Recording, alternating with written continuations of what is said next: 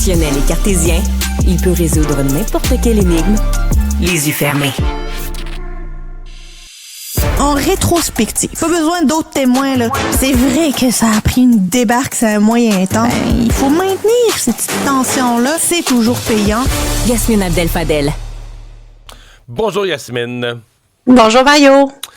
Alors, est-ce que ce sondage léger ce matin montre un effet des congés de TPS, du chèque promis sur l'appui à M. Trudeau? Pas vraiment, bien au contraire. On dirait que Justin Trudeau avait sous-estimé l'intelligence de l'électorat canadien, en fait l'électorat québécois qui a été sondé par Léger, parce que plus de 70% des Québécois disent ben non, c'est des chèques électoralistes avant d'avoir un effet finalement sur le pouvoir d'achat ou l'inflation. Donc, ils lisent directement dans la stratégie du Parti libéral du Canada. Mais là, tu sais, imagine si le chèque de 250 $ ne passe pas, n'est pas voté, est bloqué, il va avoir accumulé plus de déception que de gains liés à cette stratégie-là. Puis finalement, c'est se tirer dans le pied que d'avoir cru que ça allait changer quelque chose dans l'électorat, le baromètre de l'électorat. Est-ce qu'il y a quelque chose encore qui fonctionne de la gang de Trudeau, de la gang du Parti libéral du Canada auprès de l'électorat? Si un chèque de 250 $, un congé de TPS, alors plusieurs milliards de dollars mis sur la table n'ont pas d'effet, qu'est-ce qui pourrait avoir de l'effet? C'est franchement pas des bonnes nouvelles pour Justin Trudeau.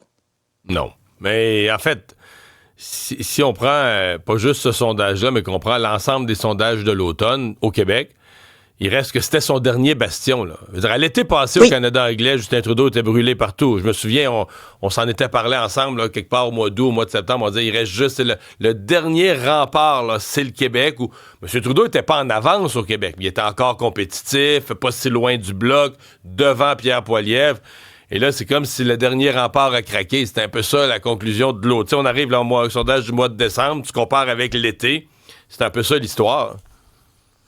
Il demeure le fait que Pierre Poilievre n'est pas en train de scorer outre mesure comme dans les autres provinces ici au Québec. Là, s'il y a une région, une province au Canada qui continue à avoir des points d'interrogation sur la candidature de Pierre Poilievre, ça reste ici.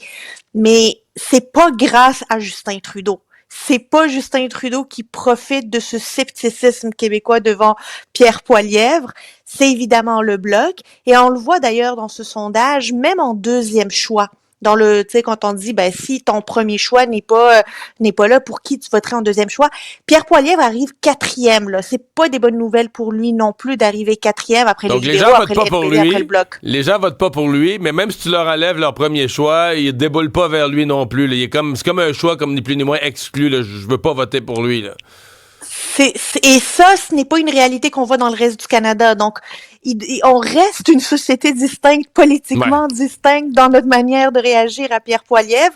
Mais disons que il y a un désamour certain pour Justin Trudeau, là. Puis on disait déjà que les voyants étaient au rouge, mais là, ils sont au rouge foncé puis ils clignotent, là. Ouais.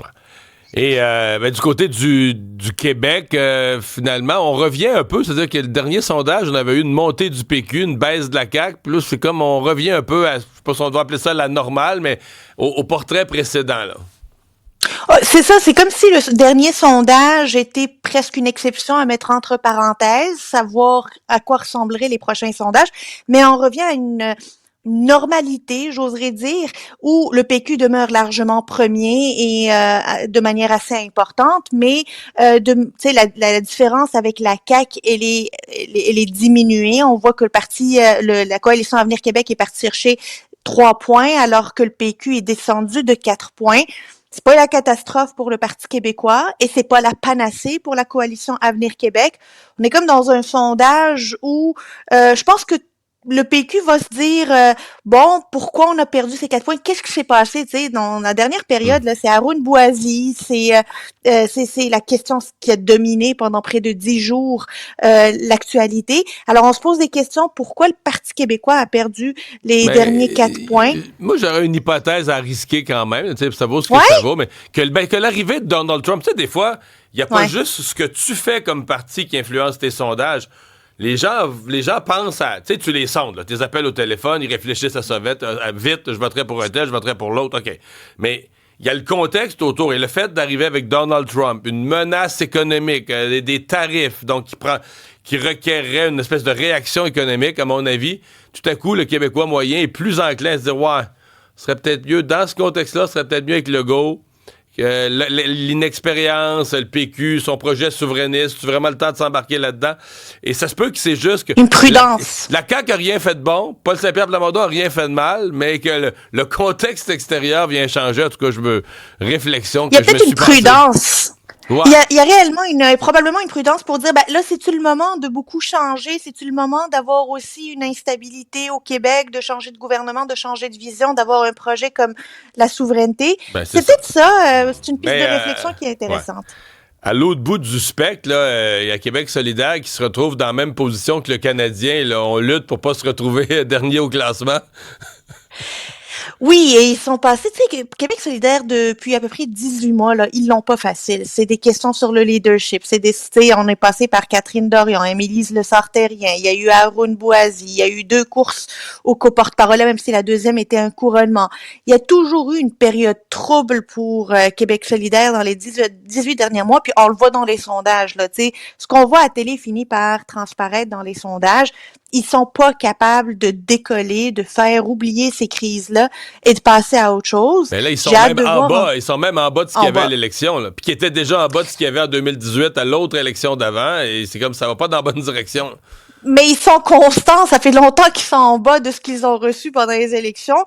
Est-ce que l'arrivée de Ruba Gazal va avoir un changement? Là, il y a Gabriel Nadeau-Dubois qui va se retirer pour quelques mois. Est-ce que Ruba Gazal va réussir à insuffler cette petite dose d'énergie, de dynamisme supplémentaire pour voir dans les prochains sondages une mini-embellie, une nano-embellie, mais encore une embellie?